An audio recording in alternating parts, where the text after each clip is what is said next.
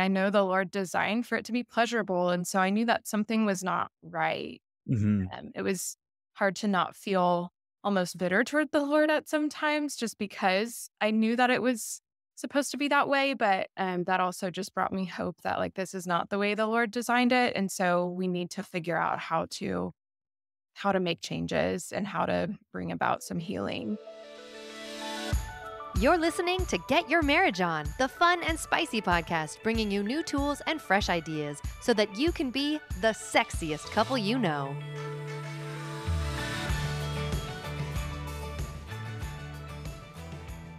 We've done several episodes about painful sex in the past, but none of them's been as personal as this one.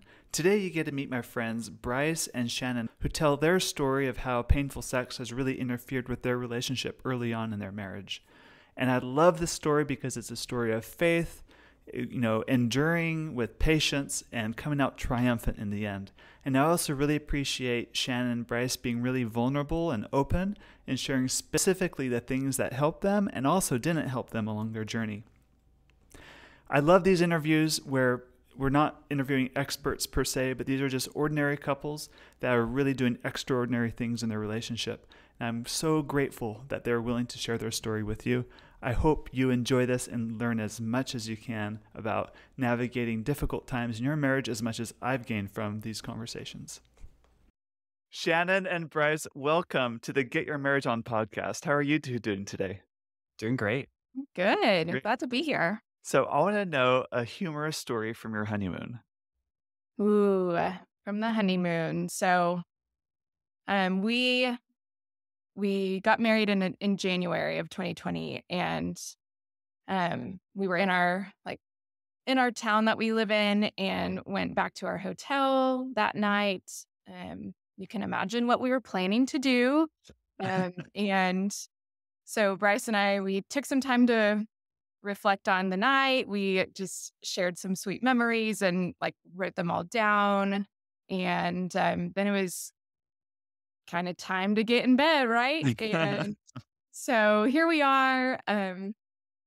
We were both virgins coming into marriage. And so there was just a lot of, nervousness, a lot of excitement, but also just like, okay, here we go, jumping in. So we are in bed, trying to get comfortable with each other. And then we hear this knock on the door. And we both said, oh, no, who in the world could this be? And we're just thinking like, who would be here? Why would this be happening? Uh-huh. And we said, let's just ignore it. Let's just stop. We're gonna just sit here. We're gonna be quiet. Just wait it out.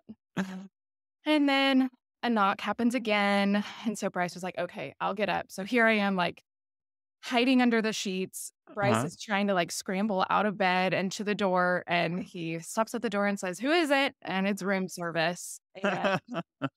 And Bryce's mom had sent us a sweet fruit tray, and we just left it at the door. Said, okay, we'll take the fruit tray. Please walk away. Goodbye. And he quickly scrambled to grab the tray, and we were a little bitter at that fruit tray at room service that night. But Threw you off. oh yeah, it was not quite what we were expecting for our wedding night. Oh, that's awesome. So what are your backgrounds? What's your marriage been like, or the families you come from coming into marriage?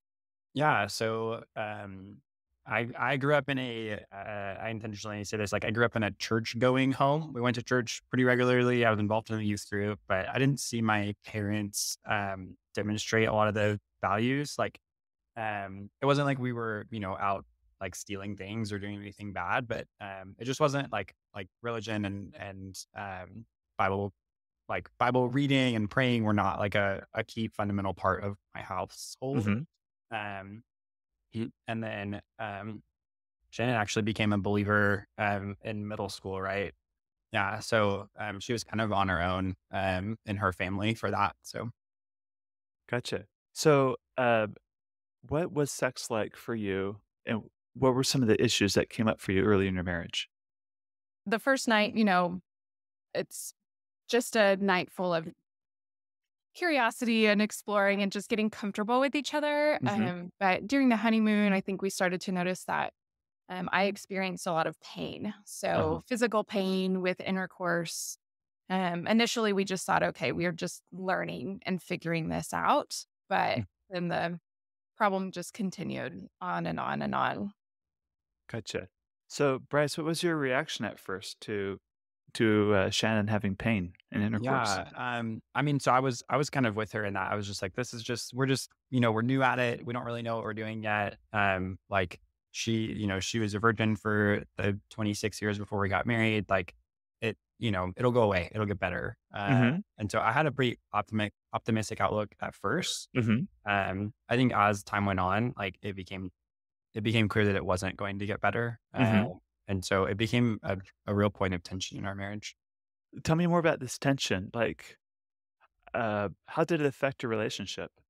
I know that there was a big piece where I just was not desiring sex because it hurt. Right. And it made me feel a little almost broken. It just felt like this is not what I expected. And this is uncomfortable. And I know that I should want it, but I don't. And there was a lot of guilty feelings there. And then a lot more, just tension developed as I withdrew from having sex. I kind of avoided it. We would go periods without it. And I know that Bryce did not feel desired. I know that he didn't feel pursued. Um, and those like physical and sexual needs were not being met. And even though we were in our first, 6 months to a year of marriage. And this painful intercourse didn't just go away like in a short time. You dealt with it for quite a while. About how long have you been dealing with that? So we will be married for 3 years in January, and we recently, in the last like 4 months, have started to find relief. Gotcha. But So it's well over 2 years. yes, This has been. So what other like worries or anxieties are coming up for you about your relationship because sex was kind of off the table? Yeah, I mean, so knowing that knowing that my parents were struggling and had to struggle even before we got married, Hmm. um, I come from a family or just a generational divorce kind of runs in my family. Uh-huh. That was something that we were concerned about even within the first within the first year. It was like, oh my gosh, like did we make a mistake? How can this even possibly get better? And we kind of threw this around a little bit, but we got married right before COVID, and so um, I was all of a sudden I was working from home all the time. Uh-huh. Shannon works in a healthcare setting, and just the way that her job works, she was actually kind of out of work for a little bit. Hmm. So she had to stay at home for a lot of COVID or a lot of the kind of height of it. And there was a lot of tension there where she was like, I'm supposed to be working. I'm supposed to be helping to provide for us, and I can't because I can't go to work. And meanwhile, I'm at home working, and she's seeing me work, and that's that was challenging for her. To find things to do when you're supposed to be locked out and you're supposed to be in your house all the time. Hmm. And yeah, so there was a lot of fear about like what was going to happen to us and to our marriage, and even just like self doubt around, um, you know, did we spend the last couple of years dating, and like, did we miss the mark? Did we somehow just make a huge mistake in getting married? Hmm. So at what point did you realize, no, this is really more like I don't know, a medical issue. This is painful intercourse that we need to address rather than making it mean something so much more about your relationship? yeah, and I will say there were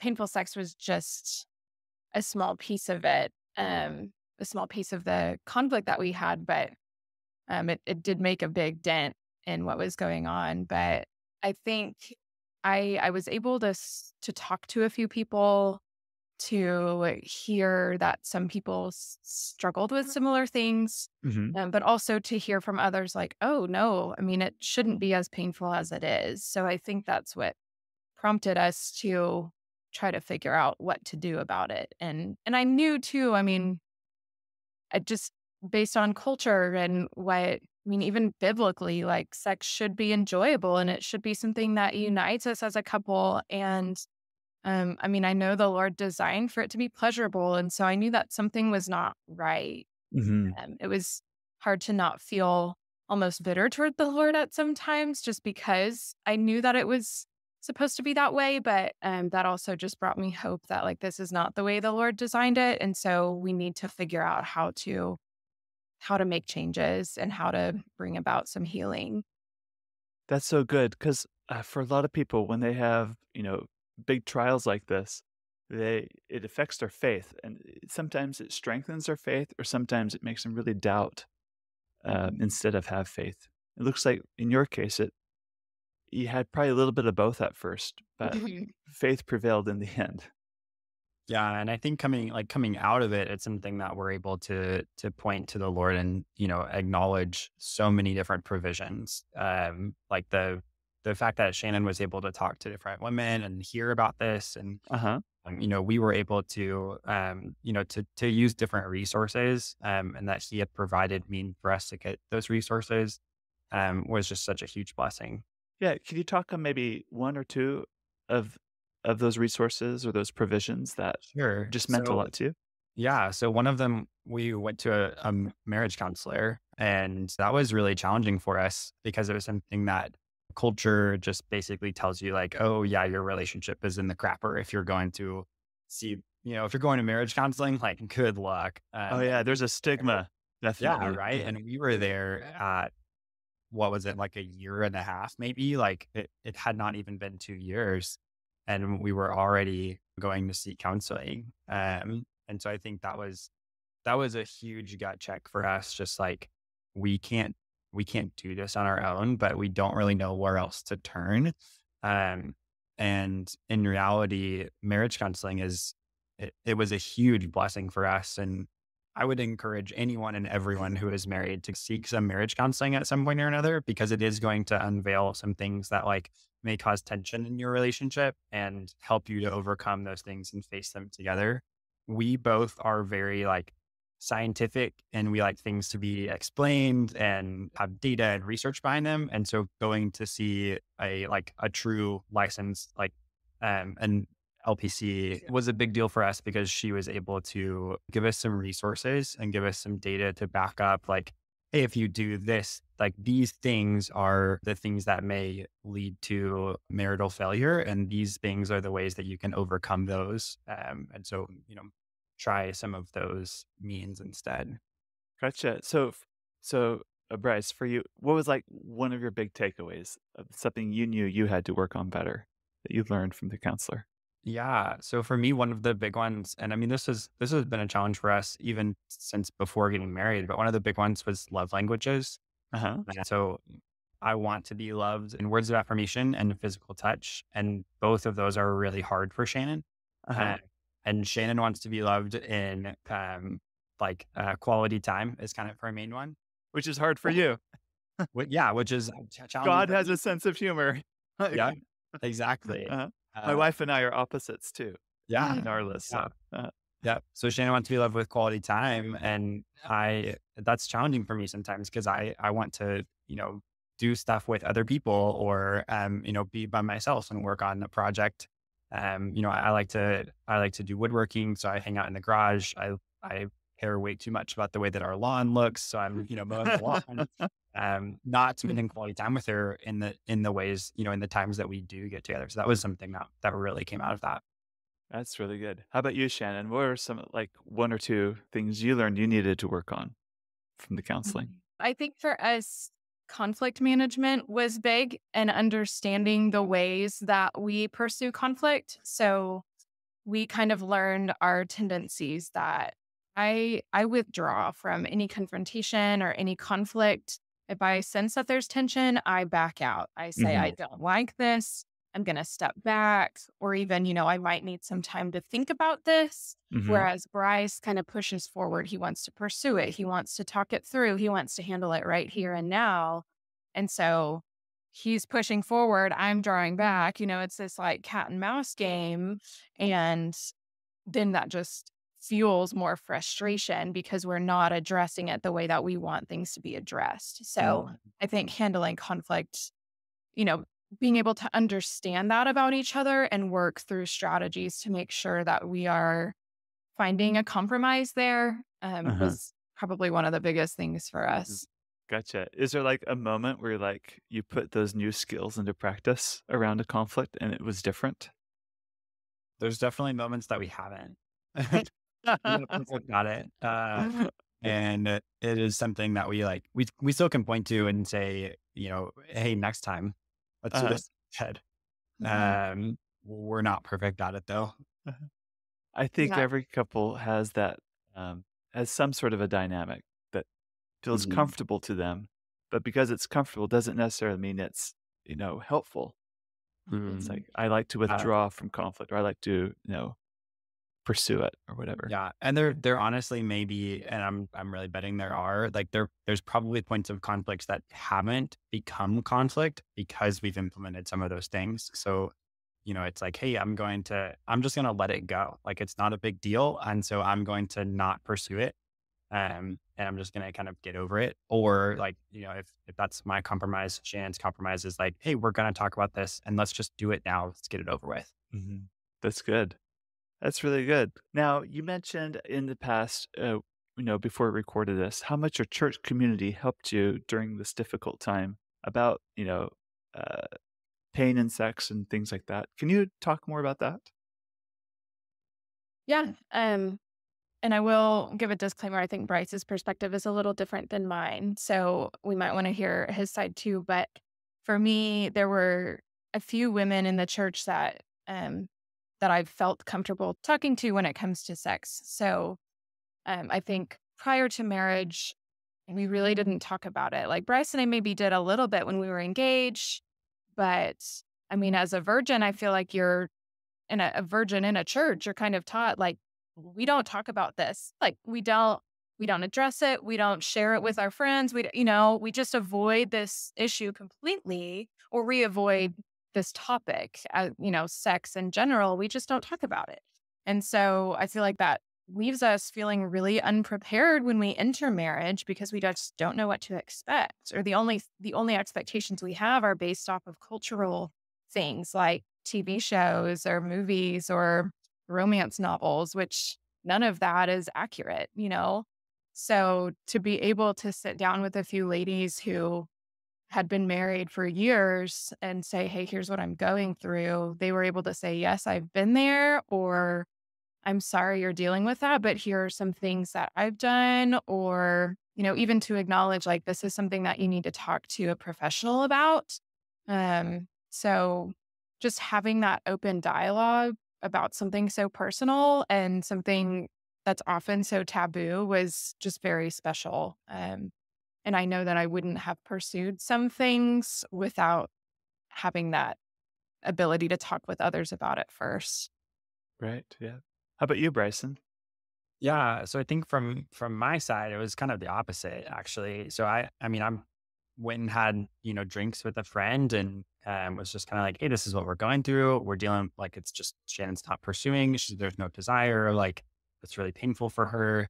And this is my one of my really good friends in the church, and he was kind of like, well, I mean, just kind of put the moves on her, man. Like, what are you doing wrong? Like it was almost like it was on me, and there was nothing actually wrong with us. And I think that just, um, it like emphasized that something was indeed wrong. And it was very clear that like the expectation was still just like, well, just do it. Like, it's not that hard, but there's teenagers having sex all the time. So just like figure it out. And I had a different friend sitting in our backyard, and we were having the same conversation. This was pretty quick, pretty soon after we got married, but I was talking to him about it, and he was just like, "Oh yeah, I remember the first like 6 to 8 months of being married. We're just having sex all the time. Like, it was super enjoyable, super pleasurable." And I'm like, "Dude, you don't get it. Like, this is not my experience." And Hmm. yeah, so it was really hard talking to other guys in the church because it was not a common experience for them, at least. Gotcha. Or I think a lot of men want to be macho when it comes to talking about Yeah. sex, and they like to cover up or minimize difficulties, even for themselves or with their spouse, I think. Yeah. Because I think that's the kind of way we're socialized, and that may not be very helpful, is it? Yeah. It definitely made me feel like, all right, well, then this is just even worse than I thought it was, Right. because it's clear that no one else is dealing with this same issue. Gotcha. So it is helpful to talk to people, but only if the talk is helpful, right? Yes. Yeah. That's good. But so Shannon, why do you believe it's so important that we have healthy and open conversations about sex? I think it's just important to be able to talk to some people that you trust about it. Hmm. I mean, I just felt very alone before I talked to someone. I felt like this is something that no one else talks about, that no one else is dealing with. Um, it and I mean, there weren't that many people I knew that dealt with it, but there were people that just came alongside me and encouraged me and were able to ask me how things were going Hmm. and encourage me to pursue change because they knew that this was impacting our marriage. Hmm. And so to be able to hear like, have you gone and gotten checked for X, Y, and Z? Have, just that reminder and that constant encouragement and accountability Hmm. was just important too. Through your work, you work with a lot of physical therapists, and you kind of got this idea, I need to go see a physical therapist for myself. Can you tell me about that journey and how that's helped you? Mhm. What was that like? Yeah, I had heard about pelvic floor physical therapy. I had heard about it before. I had always associated it with like incontinence, like, Uh-huh. your bladder and women after having children and stuff like that. Just Uh-huh. those were the assumptions I had. So I had worked in an office with physical therapists and had seen the clients coming in and was like, never were they as young as me. And I just felt nervous about it. My OBGYN recommended I see one just because we figured it was maybe a musculature issue. And so I was willing to try it, but it did feel, I just felt very self conscious trying to take that leap. And because I work in the healthcare field, my OBGYN, the two people she referred me to were actually people I knew. Uh-huh. Yeah, or had worked with before, or I would be in a clinic full of people I knew, and I just could not bring myself to do that. So that just felt like another hurdle of, oh my goodness, I can't go in a clinic full of people I know for something so personal. But fortunately, one of the people from my church had been to someone else and was able to refer me to someone I had never heard of before. I didn't know anyone there. It was a Uh-huh. little distance from my house, so I was able to find someone that I was able to connect with and trust without any sense of familiarity. So you walk into the office the first time. What did you notice? Um, so I mean it was a smaller and quieter place. So the Uh-huh. other two clinics that I was referred to were much larger, but this Uh-huh. place was small. The staff was mostly female. And so that just put me at ease a little bit too. Of course I didn't want a male PT, Uh-huh. in such a like personal situation. Mhm. Um, so I went into like a private room. The door was closed, and the only person that I was with, like, so closely was my female PT. She was probably pretty close to my age, but just her demeanor was very comforting and she was very scientific about here's what we're going to do. And Mhm. because I'm in the healthcare field, it put me at ease just to hear the details. It was very professional and very just comfortable, even for something just such an uncomfortable topic sometimes. Gotcha. So what did she teach you or what did she help you with? So she assessed my muscles, which, it might feel invasive to some initially, but truly it was, just to see if there was any tightness, anything going on there. And I mean, your muscles can have spasms and things like that, especially when they're stressed or tense. So, a lot of what we worked through is like learning how to relax those muscles, consciously And so there were different stretches, different exercises to try and teach those muscles to relax, even like almost on command, basically. Mhm. And they're muscles that no one really acknowledges you have. Mhm. It's just not something you think about day to day, unlike, your leg muscles or your arm muscles. But yeah, it was just very helpful to learn a little bit more control over those. Gotcha. And people carry tension in their bodies when they're stressed. Like you see some people like tighten their jaw. I see their jaw muscles Mhm. or their shoulders or their back. And people also carry tension in their pelvic floor too. Mhm. And so those muscles are tense without, unconscious that they're tense. Certainly. Gotcha.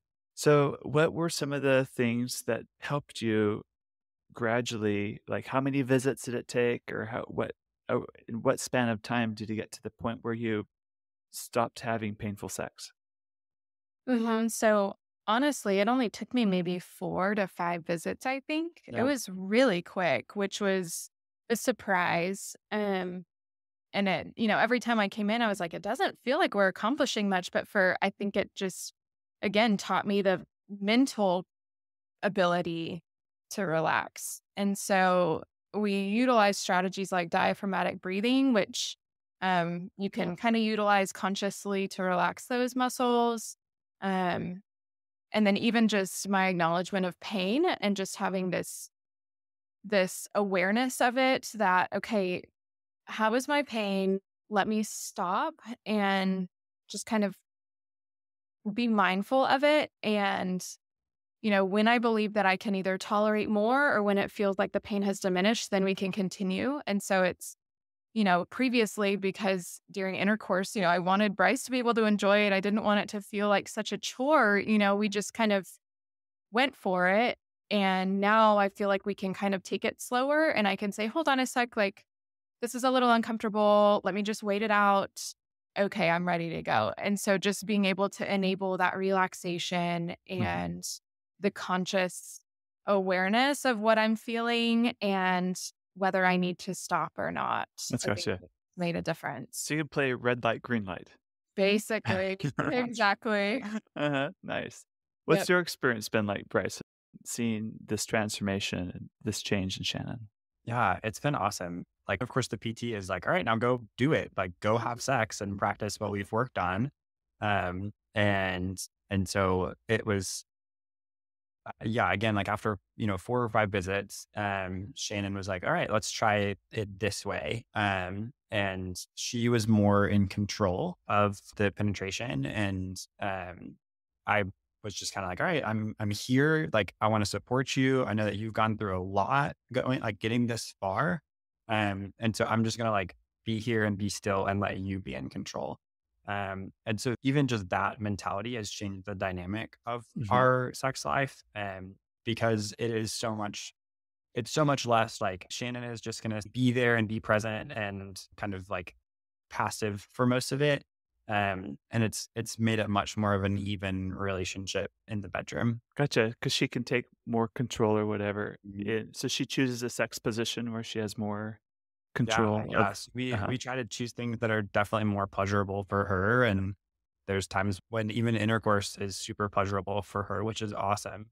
I don't know if y'all talked about this at all before, but one of the things that we had recommended to us by Shannon's friends from church was getting some sort of like vibrator or toy or something. Mhm. And so we found one. Shannon found one that had really good Amazon reviews, and we'll use that like while we're having intercourse, and Uh-huh. not just like accentuate it. That's the most pleasurable for her. That's really good. Good. Good, good. Bryce and Shannon, this has been such a great conversation. I do have one burning question for you, though. How has this whole experience brought you closer to the Lord? Yeah, we still deal with this. It's not always easy. Shannon still doesn't find it just super easy to pursue. It's not like the movies where she's just like, all right, baby, let's go. Like, Uh-huh. come off of work so we can. She's not sexually aggressive all of the Yeah. time? Yes, she's not sexually aggressive. But I think it's more real, and we found ourselves, at a really good place and able to point to the Lord's provision and a lot of the progress that has been made in our marriage, not just around sex, but around like conflict and around just kind of encouraging one another and learning to glorify him through our marriage. So we try to pray together almost every night before we go to sleep. And on the nights that we have sex, like that is typically one of the prayers that we'll offer is just, Lord, thank you for sex. Like, thank you for the work that you've done in our lives that has brought us to this place where it's something that we can both enjoy and it's something that we both desire and it's something that just glorifies you. Why do you think when we pray to God that, I don't know, this trial will go away, like painful sex, let's say earlier on in your marriage, I'm sure you've prayed about that. Oh, yeah. Why doesn't God just immediately answer that and boom, take the pain away or issue away? Why do you think he makes people kind of go through, in your case, years of discomfort before finding some relief? Yeah, I don't think that we would have been able to acknowledge God as much today if we hadn't been through that struggle. I think we learn so much about ourselves, about each other, and about the Lord when we struggle. It challenges us to turn to him and to rely on him. Like Bryce had said, my friend had asked, are you going to be okay if sex doesn't get better? And that was so challenging for me to grasp, am I going to be okay? But that just made me lean into fear and not lean into God. It made me lack trust and it made me question whether or not we would be okay when truly I did know that like the Lord does provide. And, you know, no, maybe sex won't be comfortable for the rest of my life, but like I have Bryce, he's given me Bryce. There are so many other things I can be thankful for that my life is not centered around sex. I need to acknowledge that I have so many other blessings from the Lord that sure this might not be how I wanted things to look, but it just helped me to be more grateful for all the things he has provided me with. And now that sex has become so much better, that's just another thing to add to the list of gratitude. And just the ways that I can see that he has provided and that he will continue to provide in the future. Awesome. Good. I love it. So, just in summary, what's your advice to other couples that are going through kind of what you've gone through? Intercourse is painful. It wasn't what they thought it would be. And there's a lot of avoidance of sex because of the discomfort and so on. Mm-hmm. Yeah, I think first, just to know you're not alone. I know we felt very alone for the first few months, but knowing that you're not alone, it is so important to talk to someone about it. Talk to people you trust. Talk to people who will openly talk with you about sex, who will encourage you about it, who will not, kind of like what Bryce experienced, who will not just downplay it or not just say, oh, you're just doing it wrong. But find those people that will give you honest and accountable behavior. I think even too, talking to professionals is important. Like I wouldn't have gone to the PT had it not been for my OBGYN who really encouraged change. I trusted my OBGYN a lot and she had some conversations with me that were, it was just like talking to a friend, the amount of honesty she had with me. And so just being able to open up to people who can help you figure out a solution is important. And if there is pain, I'm guessing a physical therapist is probably the person you need to see. But again, I would probably talk to OBGYN first and they can refer what they think is best. Very good. Very good. Anything to add, Bryce? Yeah. So I think one of Shannon's friends asked her, while we were kind of going through all of this before the PT, before even I think before the marriage counseling, but, she asked if it doesn't get better, are you going to be okay? Like, can you still have a good marriage if you don't have enjoyable sex or if you don't have sex in the in the way that you want to even, and that kind of took us for a ride a little bit, because it was so much of our marital identity. It was wrapped up in this fact that we could not have sex. Like Hmm. that was really challenging for us to kind of back that off and say, that's just one part of us. Like that's just one part of our marriage. And there's still so many other ways that we can glorify the Lord through our marriage, whether it be through our church, through involvement with the university students that are here in town, just in so many other ways, our marriage can still glorify the Lord. That is such a good thought. I love that. That's great. Great.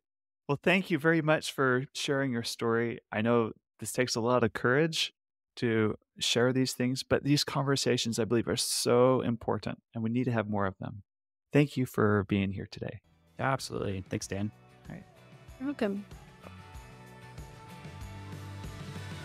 We hope that you enjoyed this episode of Get Your Marriage On. And if you did, we would love it if you would take a few seconds to give us a rating on iTunes and to share the show with your friends. They'll thank you for life. Once you've done that, you can head over to getyourmarriageon.com for more resources about today's topic and to download our amazing marriage apps. Now go get your marriage on.